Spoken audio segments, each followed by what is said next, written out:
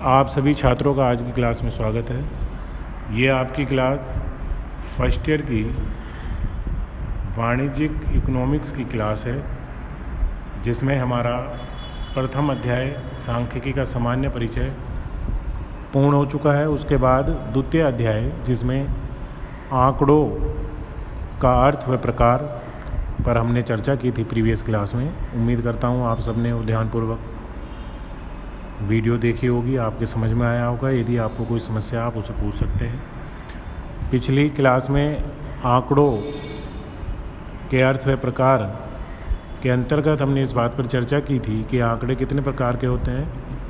आंकड़ों को मुख्यतः दो श्रेणियों में रखा जाता है, प्राथमिक आंकड़े तथा द्वितीय आंकड़े। प्राथमिक आंकड़े वो आंकड़े होते हैं जो अनुसंधानकर्ता द्वारा स्वयं प्रथम बार अपने प्रयासों से एकत्रित किए जाते हैं, जबकि द्वितीय आंकड़े सेकेंडरी डाटा वो आंकड़े होते हैं जो पहले से ही विभिन्न संस्थानों या सरकार द्वारा एकत्रित किए जा चुके होते हैं, प्रकाशित किए जा चुके होते हैं। अनुसंधानकर्ता केवल अपने उद्देश्य के अनुरूप उन आंकड़ों का प्रयोग करता है। अब एक महत्वपूर्ण क्वेश्चन बनता है कि आंकड़ों, चाहे वो प्राथमिक हो चाहे वो द्वितीय हो, उनको किस प्रकार से एकत्रित किया जाएगा। प्राथमिक आंकड़ों को एकत्रित करने की कौन कौन सी विधियां हैं, द्वितीय आंकड़ों को एकत्रित करने की कौन कौन सी विधियां हैं। अब हम उन विधियों पर, उनके अर्थ, उनके गुण व दोष पर चर्चा करेंगे।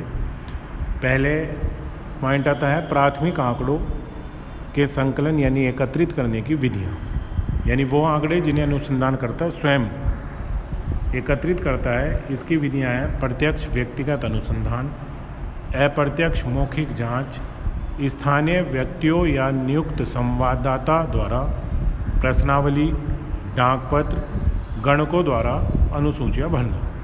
ये प्रमुख विधियां हैं जिनके आधार पर प्राथमिक प्रकृति के आंकड़ों को एकत्रित अनुसंधान द्वारा किया जाता है। इसमें सबसे पहली विधि आती है प्रत्यक्ष व्यक्तिगत अनुसंधान द्वारा।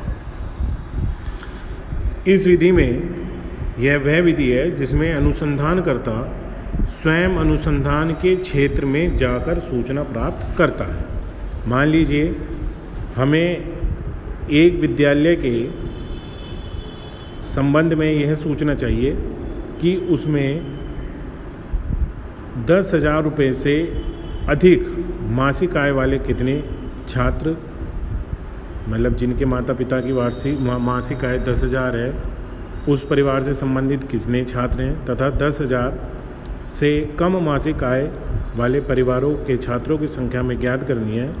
तो अनुसंधानकर्ता स्वयं प्रत्येक विद्यालय में जाकर जो उसने अपना सैंपल लिया है, जो अपने अनुसंधान के लिए उसने विद्यालयों का चयन किया है, उन विद्यालयों में स्वयं जाकर व्यक्तिगत स्तर पर कक्षाध्यापक से या छात्रों से मिलकर विभिन्न आंकड़े एकत्रित करता है। तो उसे हम व्यक्तिगत अनुसंधान द्वारा आंकड़ों को एकत्रित करना कहते हैं। किन क्षेत्रों में इस प्रकार की विधि उपयुक्त होती है? यह उस क्षेत्र के लिए उपयुक्त है जहां छोटा क्षेत्र हो, जहां आंकड़ों की मौलिकता जरूरी हो, जहां आंकड़ों की शुद्धता अधिक महत्वपूर्ण हो, जहां आंकड़ों को गोपनीय बनाए रखना आवश्यक हो, जहां अनुसंधान में गहन अध्ययन की आवश्यकता हो, तथा जहां सूचना देने वाले से संपर्क करना आवश्यक हो। वहां ऐसे अनुसंधान के क्षेत्र में इस प्रकार की विधि महत्वपूर्ण समझी जाती है। इस विधि के क्या गुण हैं? इस विधि द्वारा प्राप्त किए गए आंकड़ों में परिशुद्धता अधिक होती है, क्योंकि व्यक्तिगत स्तर पर अनुसंधानकर्ता इन आंकड़ों को एकत्रित करता है। एक ही व्यक्ति द्वारा आंकड़े लिए जाने के कारण आंकड़ों में एकरूपता पाई जाती है। इस विधि द्वारा एकत्रित आंकड़ों में मौलिकता अधिक होती है। ये आंकड़े अधिक विश्वसनीय तथा गोपनीय होते हैं। यह विधि लोचदार होती है। ज़रूरत पड़ने पर अनुसंधानकर्ता अपने प्रश्नों को घटा या बढ़ा सकता है।